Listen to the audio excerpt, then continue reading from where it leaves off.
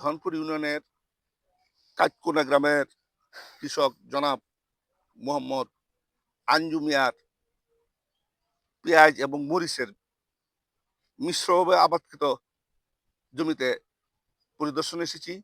আমি জমির মালিক জনাব আঞ্জু মিয়া ভাইয়ের সাথে কথা বলবো। আসসালামু আলাইকুম আঞ্জু ভাই, ওয়ালাইকুম আসসালাম। কেমন আছেন ভাই? জি ভাই ভালো।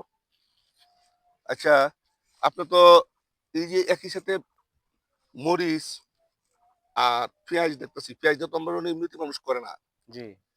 তা আপনি হঠাৎ করে পেঁয়াজের দিকে গেলেন, এই আগ্রহটা কিভাবে তৈরি হইলো? আগ্রহটা আমার এটা গেছিলাম এক জায়গা গিয়ে দেখে আইছি যে পেঁয়াজ এই সিস্টেমে করছে। আচ্ছা, জি। দেখে মনে করেন এই অবসর আমি করলাম। তা ইতিপূর্বে কি আপনি কি এই যে পেঁয়াজের আমরা তো জানি পেঁয়াজের পাতা বাজারে বিক্রি করা হয়। আপনি কি কোনো জি। পাতা বিক্রি করছেন? জি বিক্রি করছি। কত টাকা মতন বিক্রি প্রায় করছেন? ৳২,৫০০ মতন বিক্রি করছি।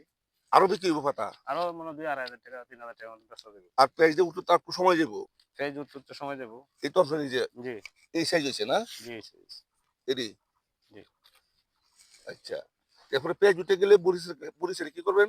জি, পেঁয়াজ উঠতে গেলে মরিচের উপর গাছের কিছু মাটি ছেড়ে দিয়ে দিলাম। যে আবার এটা আবার বর্ষাকালেও থাকবে। বর্ষাকাল পর্যন্ত থাকবো। আচ্ছা, মরিচটা কি জাত?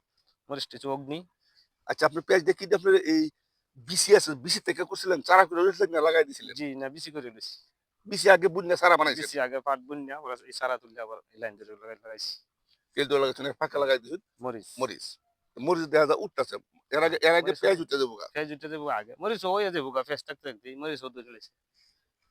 আচ্ছা, ঠিক আছে। তো আপনার একটা ব্যতিক্রমধর্মী চাষ আমরা দেখলাম। সাধারণত আমাদের বিশ্বম্ভর উপজেলায় পেঁয়াজের আবাদটা এবং রসুনের আবাদটা হয় না, কম। তা আমরা চাইতেছি এই বছর রসুন পেঁয়াজের আবাদটা বৃদ্ধি করার জন্য ইতিমধ্যে আমরা কিন্তু বিনা চাষে রসুন আ জি, জি করা বিভিন্ন যায়। জায়গায় বিনা শুরু করে দিলাম। রসুন করা যায়। তা আমার দাওয়াত থাকবো আগামী আগামী সময়ে যেন আপনার মতো যারা উদীয়মান চাষী, যারা নতুন কিছু করতে চান, জি, ওদেরকে নিয়ে আমাদেরকে আগাতে হবে।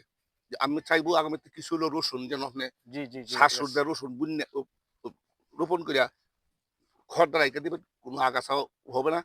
পরিচর্যা সম্পূর্ণ হবে এবং ভালো মানের একটা ফসল মনে হয় পাওয়া যাবে।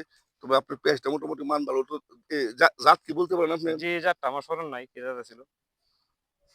আমার তো বলতেছে বাড়ি পেঁয়াজ একের মতো মনে হইতেছে। জি, আমার স্মরণ নাই আরকি কি জাত আছে। আচ্ছা, ঠিক আছে। ভালো থাকেন। জি, আর আপনাদের অনুপ্রেরণায় আমাদের বিশম্বরপুরের কৃষির বিপ্লব ঘটবে বলে আমি বিশ্বাস করি। আমি আছি আপনাদের পাশে। জি। ধন্যবাদ। বললি এই যে পেঁয়াজের গোড়াটা, এই যে গোড়াটা এসে গেছে। পাতাগুলো এসে গেছে না?